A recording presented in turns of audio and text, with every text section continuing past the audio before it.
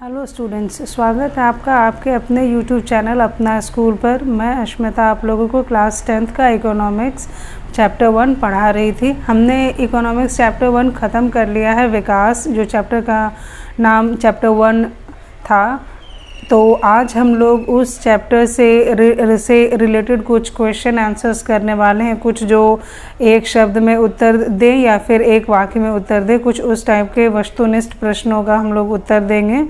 कुछ छोटे छोटे प्रश्न हैं जो कि एग्ज़ाम में आ सकते हैं, तो उस वजह से हम लोग इन सब क्वेश्चंस को अभी देखेंगे। शुरुआत करते हैं आज का हमारा क्वेश्चन आंसर सेशन। सबसे पहला हमारा क्वेश्चन क्या है? अलग अलग लोगों के विकास की धारणाएं अलग क्यों है?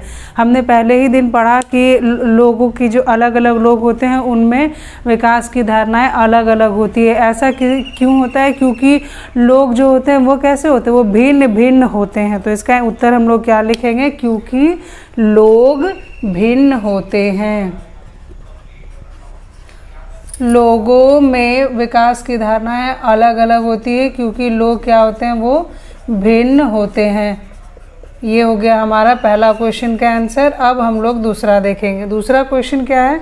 किसी भी देश की औसत आय की गणना किस प्रकार की जाती है? हमने पढ़ा है औसत आय या प्रति व्यक्ति आय, ये भी हमने पहले क्लास में पढ़ा है। तो इसमें ये क्वेश्चन क्या पूछ रहा है कि किसी भी देश की अगर औसत आय या फिर प्रति व्यक्ति आय की बात की जाए तो उसकी गणना किस प्रकार की जाती है? तो हमने क्या पढ़ा है कि देश की कुल आय को कुल जनसंख्या से भाग देकर कैसे निकालेंगे हम? देश की कुल आय को कुल जनसंख्या से भाग देकर।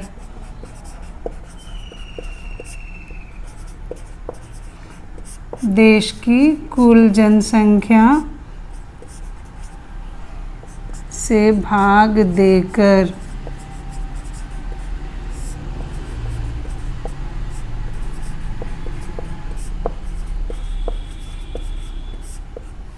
ये हमारा दूसरा क्वेश्चन हो गया। अब हम लोग तीसरे क्वेश्चन की तरफ बढ़ते हैं।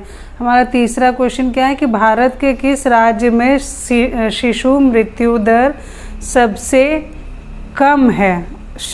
हमने पढ़ा शिशु मृत्यु दर, उसका अर्थ क्या होता है कि एक वर्ष में 1000 जो बर्थ होते हैं, 1000 लाइव बर्थ्स होते हैं, जीवित बच्चे, उसमें से कितने बच्चे हैं जो कि अपना फर्स्ट बर्थडे भी सेलिब्रेट नहीं कर पाते या फिर हम अपना पहला साल भी पूरा नहीं कर पाते? वो उसी से क्या कैलकुलेट किया जाता है? शिशु मृत्यु दर। तो हमारा क्वेश्चन क्या है कि भारत के किस राज्य में शिशु मृत्यु दर सबसे कम है? तो वो स्टेट कौन सा है? वो है केरल। वहाँ के लोग ज़्यादा पढ़े लिखे हैं, वहाँ साक्षरता दर भी अच्छी है और साथ ही साथ वहाँ स्वास्थ्य सुविधाएं भी अच्छी है, लोग जागरूक हैं, इसलिए वहाँ शिशु मृत्यु दर कम है। नेक्स्ट क्वेश्चन है, भारत के किस राज्य में शिशु मृत्यु दर सबसे अधिक है? ये हमने क्या देखा कि किस राज्य में शिशु मृत्यु दर सबसे अधिक है? तो सबसे कम केरल में है और सबसे अधिक किस में हो जाएगा? मध्य प्रदेश में। भारत के किस राज्य में शिशु मृत्यु दर सबसे अधिक है? उसका आंसर है मध्य प्रदेश। नेक्स्ट क्वेश्चन हम देख रहे हैं, वैश्विक स्तर पर मानव विकास रिपोर्ट HDR जो हमने कल ही पढ़ा है। वैश्विक स्तर पर मानव विकास रिपोर्ट का प्रकाशन किस संस्था द्वारा किया जाता है? कल ही हमने पढ़ा है। इसका आंसर क्या है? UNDP, United Nations development programme, या फिर उसे हिंदी में क्या बोलते हैं? संयुक्त राष्ट्र विकास कार्यक्रम।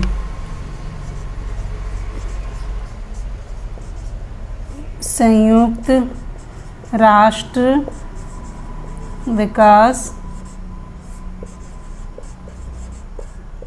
कार्यक्रम UNDP, United Nations development programme. इसे हिंदी में क्या बोलते हैं? संयुक्त राष्ट्र विकास कार्यक्रम। इसी के तहत जो है वैश्विक स्तर पर मानव विकास रिपोर्ट HDR का प्रकाशन किया जाता है।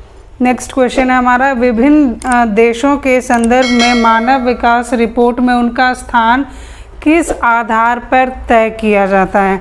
हमने कल पढ़ा है कि HDR जो है वो किन चीज़ों को अपना बेसिस मानकर देशों के बीच में विकास की तुलना करती है। तो उसमें हमने कौन से पॉइंट्स देखे थे? 3 पॉइंट्स देखे थे, लोगों का शैक्षिक स्तर, लोगों का स्वास्थ्य स्तर और प्रति व्यक्ति आय। तो इसमें हम क्या लिखेंगे?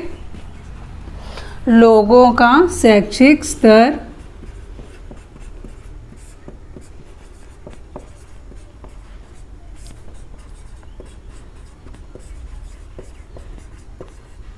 लोगों का स्वास्थ्य स्तर, और क्या था तीसरा? प्रति व्यक्ति आय, प्रति व्यक्ति आय। नेक्स्ट क्वेश्चन हम लोग देख रहे हैं 7 नंबर क्वेश्चन। किस पड़ोसी देश की मानव विकास सूचकांक के लिहाज से स्थिति भारत से बेहतर है? हमने कल या परसों के क्लास में पढ़ा था, जो भारत के साथ जो तुलना की गई थी कुछ देशों के, जैसे उसमें श्रीलंका, पाकिस्तान, नेपाल, बांग्लादेश, ये 4 उसके पड़ोसी देशों के साथ भारत की तुलना की गई थी। तो उसमें हमने क्या पाया था कि कौन सा देश भारत से ऊपर था? वो था श्रीलंका। नेक्स्ट क्वेश्चन हम लोग देख रहे हैं, किसी देश की आर्थिक समृद्धि का सबसे उपयुक्त मापदंड क्या है? आर्थिक समृद्धि हमने पढ़ा है कि आर्थिक समृद्धि को नापने के लिए जो सबसे उपयुक्त मापदंड क्या होता है? वहाँ की प्रति व्यक्ति आय ज्ञात करना। तो प्रति व्यक्ति आय से पता चलता है कि उस देश की आर्थिक समृद्धि कैसी है। अब क्वेश्चन नंबर 9 देखेंगे। भारत का विश्व में मानव विकास सूचकांक HDI का क्रमांक क्या है 2016 के अनुसार? 2016 के अनुसार भारत का विश्व में विकास सूचकांक HDI में क्रमांक कितना था? 130 था। वो किस नंबर पे था? 130वें स्थान पर था। अब हम लोग नेक्स्ट क्वेश्चन देख रहे हैं, क्वेश्चन नंबर 10। भारत का क्वेश्चन है, भारत का विश्व में HDI यानी कि मानव विकास सूचकांक 2020 का क्रमांक क्या है? अभी 2021 चल रहा है, अभी 2021 का HDI नहीं आया है। तो 2020 के अनुसार भारत का क्रमांक कितना है? वो है 131। 2016 में कितना था? 130, और 2020 में वो एक और नीचे आ गया है, और वो क्या है? 131।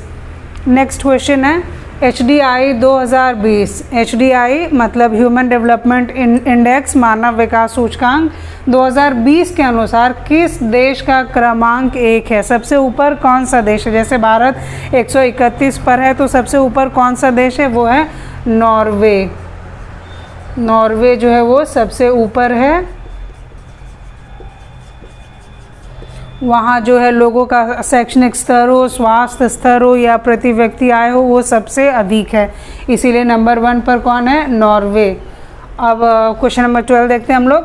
भारत की साक्षरता दर कितनी है? भारत की साक्षरता दर 2011 में लास्ट सेंसस हुई थी, उस बेसिस पर अप्रॉक्स 74% है।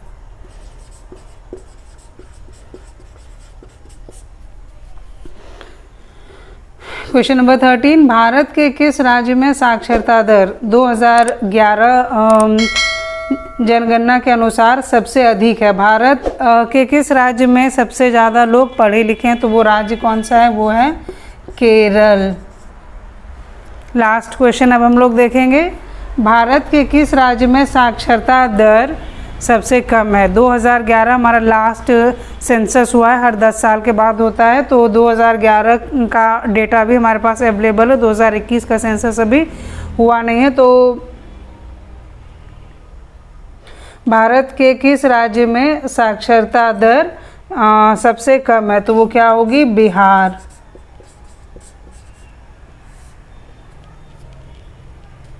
ये हमारे चैप्टर 1 से रिलेटेड कुछ इम्पॉर्टेंट क्वेश्चंस थे जो कि एग्ज़ाम में पूछे जा सकते हैं। आशा है कि आप लोगों को ये क्वेश्चंस समझ में आए होंगे।